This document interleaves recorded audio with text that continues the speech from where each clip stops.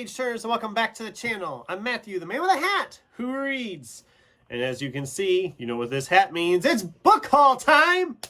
Book hauls, as I've said many times in these videos already, they are my favorite videos to watch because I love seeing what everybody's excited about, what they recently added to their collections.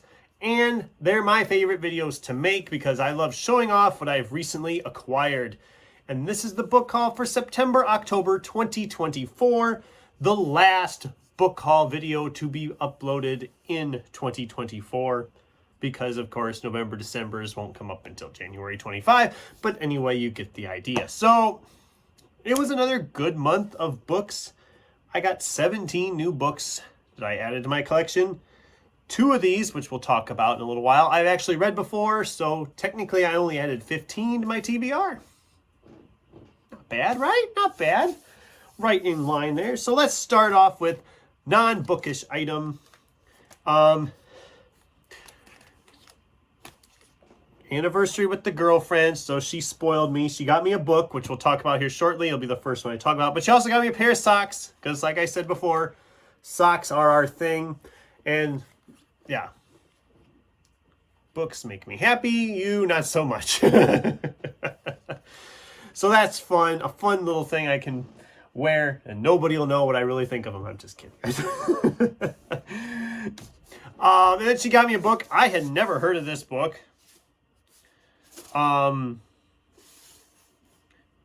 Peter S. Beagle's I'm Afraid You've Got Dragons. I don't know anything about this. It sounds like a fun fantasy novel. I mean, those are fun fantasy novels are always good. I mean, we got some really neat illustration here inside the covers. I mean, look at that. Looks fun, right? But yeah, I honestly don't know much about this book. I've not read anything by this author. I guess he wrote The Last Unicorn, which I'm assuming is the movie, which I also haven't seen, so I don't know why that makes a big deal anyway. Yeah, there's an advertisement for the movie in the back cover, in the back pages, of course. This should be a fun one. I probably will be picking this up in Fantasy February. I don't see it being before that. Actually, I don't see any of these in this video being read prior to the new year. I got too many I'm still trying to get finished up this year. I'm not going to be squeezing any of these in probably until next year, which is okay. It replenishes the collection that way. So,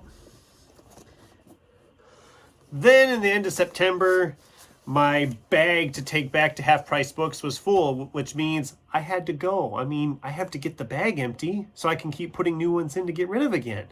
And since I was there, I drove an hour and a half to get there. I had to buy more, obviously. I was there. I mean, it's not my fault.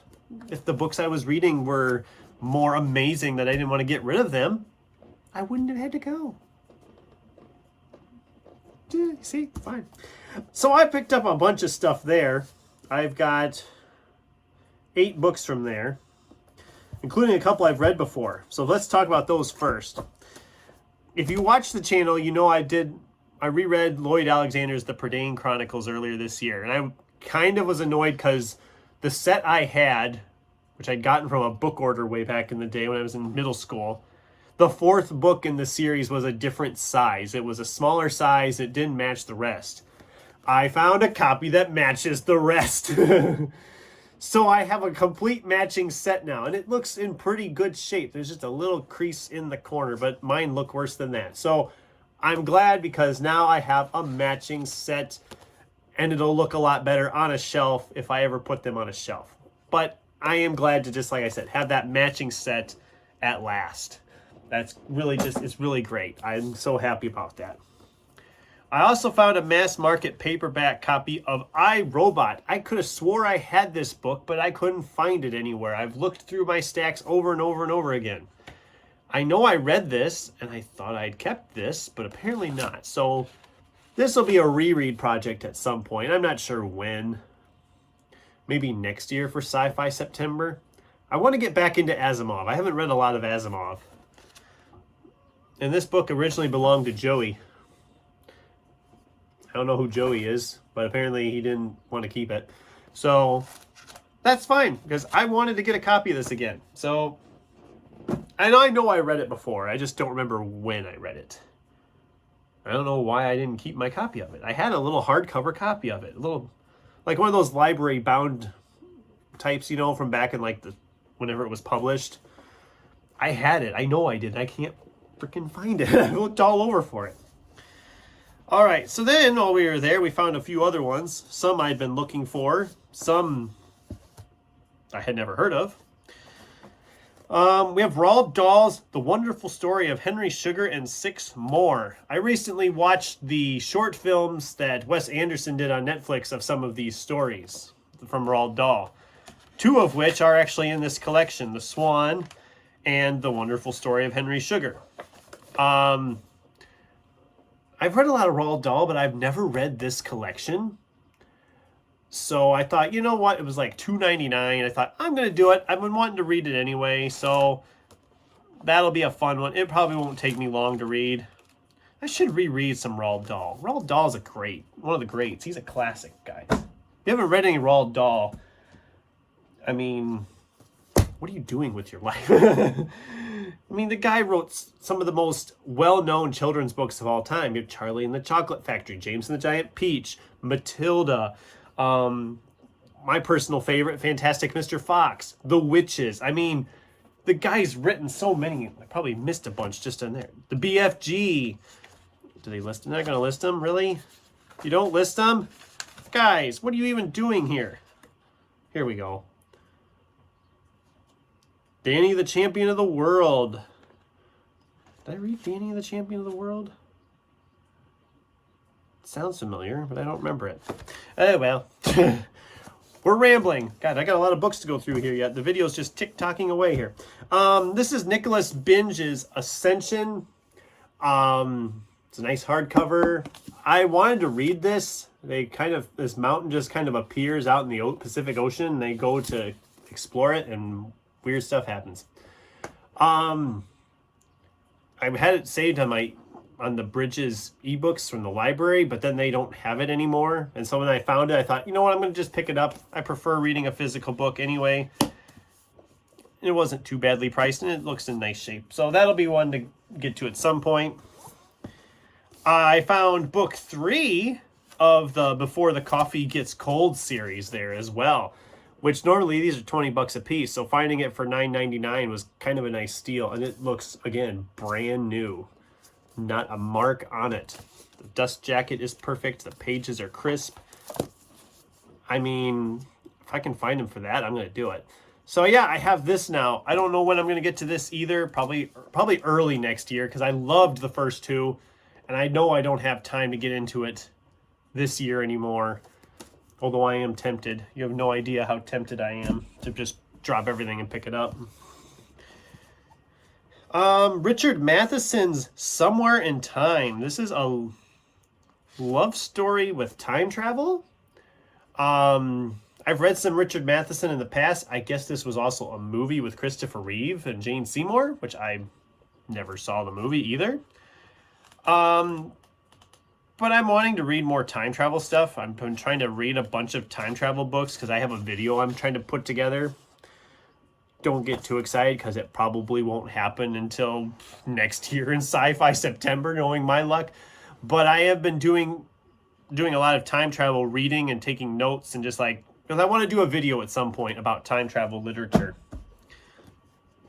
Speaking of Sci-Fi September, I found this one from Spider Robinson, an author I've never read. Also with some time travel-y type stuff, it sounds like. Callahan's Cross Time Saloon. I love this cover. It's a nice little mass market, not very big. Sounds like it's a selection of short stories, kind of all centered around this saloon out in the middle of nowhere in the universe or something. I don't know. It sounds interesting. I guess it's a series, but I'm going to give it a shot and we'll see what happens. Maybe I'll love it. Maybe I'll hate it. I don't know. This last one from Half Price I picked up. I have no clue what this really is. It's one of those that you see a title and you're just like, what even is this? This is called Zod Wallup. by William Browning Spencer. It says it's a dark fantasy. I had so many questions. I don't know. It just sounded really interesting. It's like he writes children's books, but the worlds that he's created for these children's books won't leave him alone. It just sounds interesting and bizarre, and that title just has me questioning everything. I have no idea what the title means. Oh, wait. Never mind. It says right here about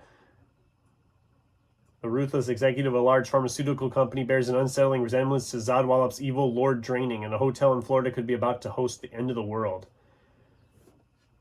Like I said, I'm curious more than anything. I always like to be curious about these things.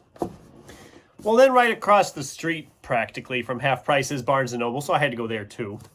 I finally picked up a copy of Greg Hurwitz's The Last Orphan. This is a mass market paperback of his Orphan X series. And I know the book technically came out like a year ago, and I haven't read it yet, but I've been collecting them as mass markets because I have the whole series in this size. So I just wait, pick them up, and then read them. This is the other one I was really tempted to just drop everything and pick up because I love this series so much. Don't know when I'll get to it, but it'll probably be early in 2025.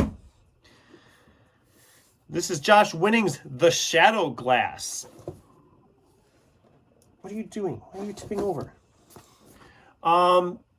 Dark fantasy horror-esque. Sounds like the puppets are alive. It's like a theme with puppets to me lately. I don't know.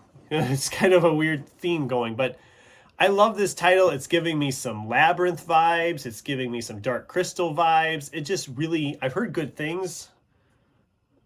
Who was it that read it? I think it was Criminale read it, and he seemed to like it. So I'm very interested in checking this one out. Again, don't know when. Sometime next year, which is, like I said, the case with all of these. Then I'm in order through Hamilton Book, because I love doing that and buying a bunch of books. So I've got 6 books here, a handful of genres, as always. First off, we have a mass market paperback size, similar to the Greg Hurwitz one. I've been collecting these as mass markets because I have them all that size. James Rollins' Tides of Fire. I haven't read this yet. Go ahead, Kat, give me grief. You did it a few videos ago that I didn't read this yet. I'll be trying to do this one early next year, probably in January. I have like whole January TBR practically planned out already. It's all these books I just bought, but whatever. I will get to it and get it done. I'm just running behind on James Rollins, that's all. We have Django Wexler's Hard Reboot. Giant freaking robots, it says on the cover. So it sounds like they have manned robot arena battles. It's not very long. It's just a novella. It gave me some Real Steel vibes. I loved the Real Steel movie. It's been a long time since I've seen it, but I loved the movie. It was giving me vibes of that. And I thought, you know what? It's not very long. I'll squeeze this in somewhere. Probably won't be till Sci-Fi September, if I'm being completely honest, just because I plan these things so far ahead. So I will read this at some point, but don't expect it anytime soon.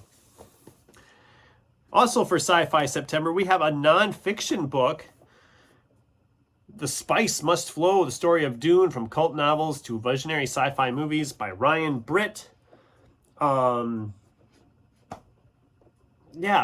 it's about Dune.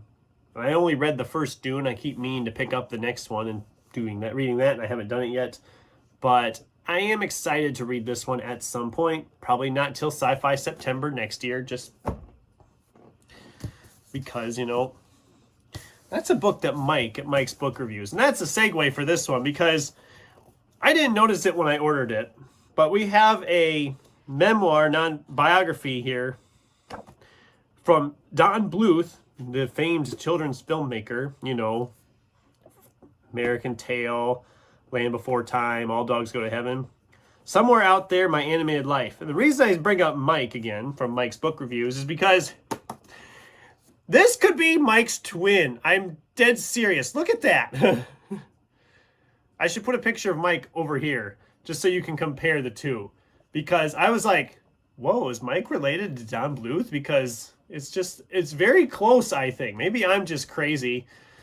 I'm probably just crazy. We all know it. But, I mean, grew up with the Don Bluth movies, Land Before Time, you know, all that stuff. This will be really a good one to read. Not sure when I'll pick this one up, but I do want to read it, so someday I will get to that. All right, then we have two more here. Cassandra Claus, The All-Consuming World. This is a sci-fi thriller, it looks like. I really loved her novella, Nothing But Black and Teeth, so I did want to read more by her, and finding this was like, okay, yeah, we're picking that up. I don't know much more about it than that. I just, like I said, I liked that. I want to read more by her. Found this one. Here we go. And then the last one is a horror novel, but probably won't get picked up till October of Horror next year. One of those that Sin raved about when she read it. Because like I said, I'm always like a year behind on the stuff she reads. But this is Scott Leeds' Shraer Cord. I love this cover. Horror centered around a record store. I mean, it sounds fun. It sounds like a good one. But yeah, that's the haul. A lot of books to find room for, which is always a nice thing. And some books I've been looking for a while that I finally picked up. So that was kind of cool. It was a good time buying books like it always is. And I know a lot of people are going into the Read What You Own challenge right now. Kudos to all of you. You are stronger willed than I am. And I wish you all the best of luck in that. I will not be participating because I like buying books too much. But anyway, that's the haul. What'd you think? Are there any of these I should prioritize? Do any of these sound interesting to you? Have you read any of these and you think I should move them up and read them sooner? I'd love to hear from you in the comments down below. Thanks for watching, and until next time, keep turning pages.